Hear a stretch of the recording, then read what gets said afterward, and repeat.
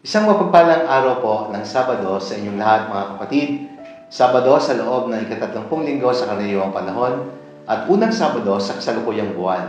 Araw naman po ng debosyon sa kalinisan puso ni Maria. Mga minamahal kong kapatid, binabati ko po ang lahat ng mga deboto ng Twin Hearts, Sacred Heart at Immaculate Heart, ang mga deboto ni San Antonio ng Padua, at ang lahat po ng mga supporters, viewers, and followers of our daily gospel reflection.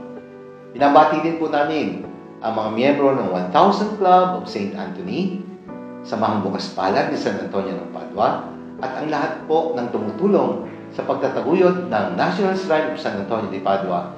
Lubos po ang aming pasasalamat sa inyo. Sana po ligtas kayo sa inyong kalagayan. Ipagdasal po natin ang isa't isa. At muli, welcome po sa ating daily gospel reflection. Sama-sama po nating pagnilayan ang mga salita ng Diyos mula sa mabuting balita para sa araw na ito.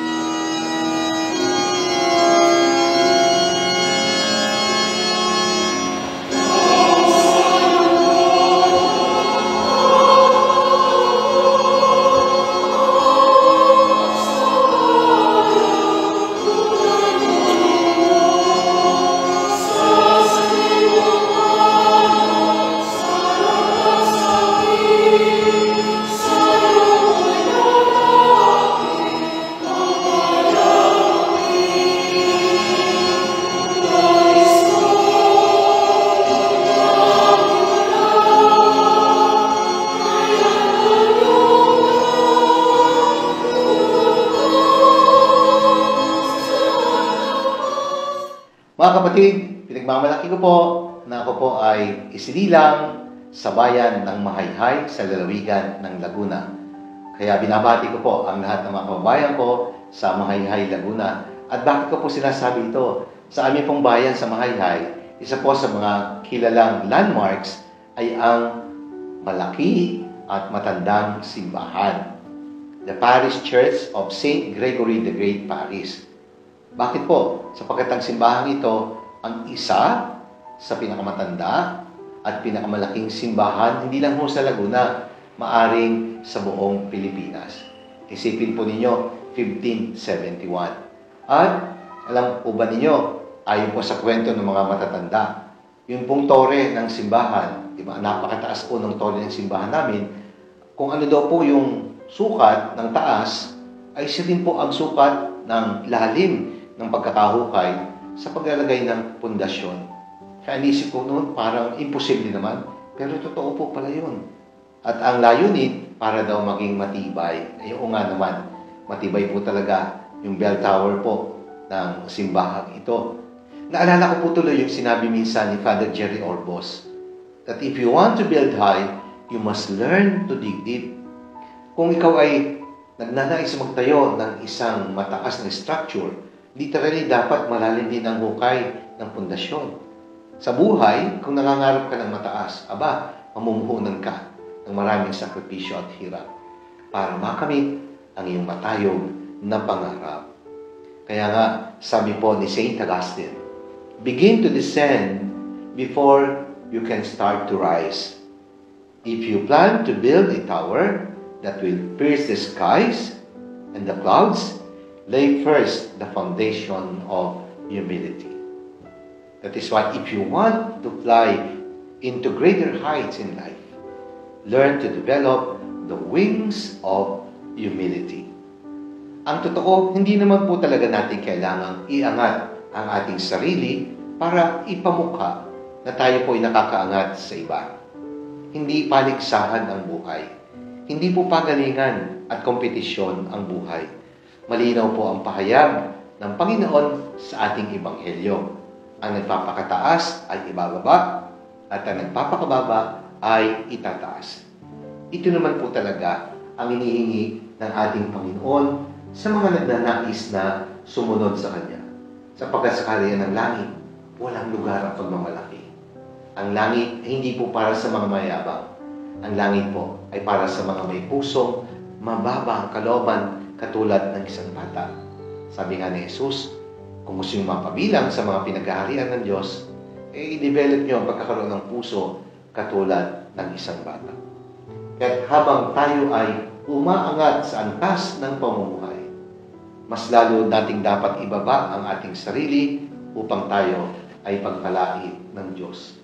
Mula po sa aklat ni Sirach, chapter 3, verse 18. Kaya una, itinuturo sa atin, sa kababaang loob, higit nating napararangalan ang Diyos.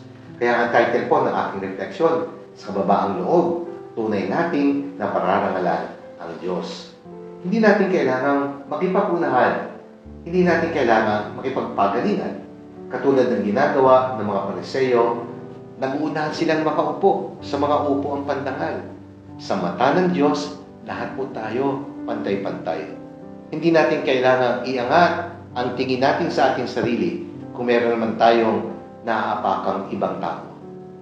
Because our worth as individual persons is not measured by our social ranking or status. Pangalawa, dahil sa kababaang loob, nakikita natin ang tunay nating mukha sa harap ng kadakilaan ng Diyos.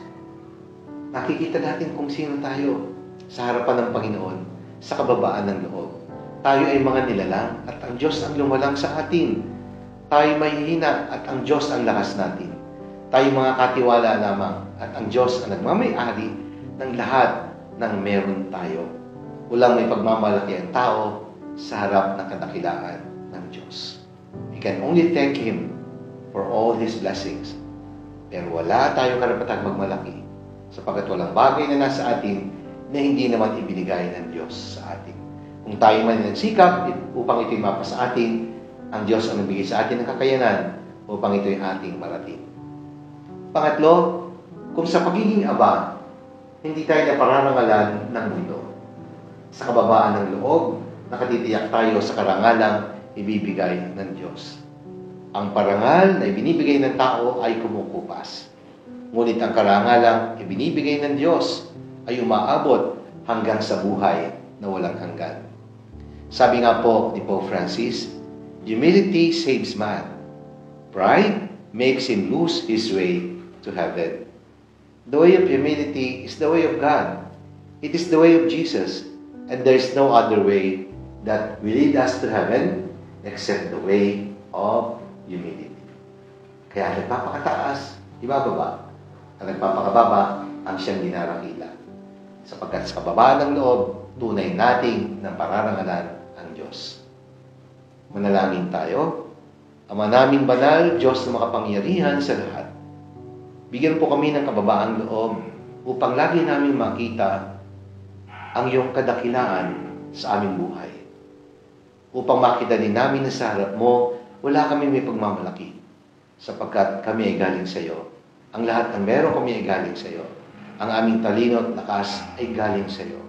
Kaya binabalik lamang namin sa iyo sa diwa ng kababaang loob at pasasalamat ang lahat ng ito. Amen.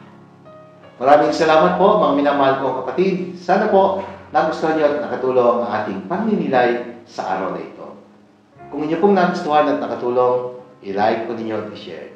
Ibahagi natin ang mensahe ng salita ng Diyos mula sa Ebanghelyo araw-araw sa ating mga kakilala, mga kaibigan, at tigit sa ating mga mahal sa buhay. Evangelization starts at home. Let us fill the world with the message and power of God's words. Mga kapatid, sa darating pong panahon ng Kapaskuhan, meron po tayong proyekto, Pampamilyang Handog ni San Antonio sa darating na Pasko. Kami po, sa National Shrine San Antonio de Padua, ay mamimigay ng 1,000 bags of grocery items for Medianoche to 1,000 families. Bawat Medianoche package po ay nakakahalaga ng 1,000 piso. Dahil 1,000 pamilya po ang bibigyan, kailangan po natin ng 1,000,000. Pero kailangan po natin ng 1,000 magbibigay. Kaya nananawagan po ako sa mga members ng 1,000 Club of St. Anthony. This Christmas season, humihingi po ako ng 1,000 piso para makapag-sponsor po kayo ng isang pamilya na pagbibigyan ng tulong. At kung hindi man po pamilya, kahit po individual, ay magbigay din kayo. At kung higit pa po sa isa ang kayang ibigay, nako, kami po ilubos na magpapasalamat.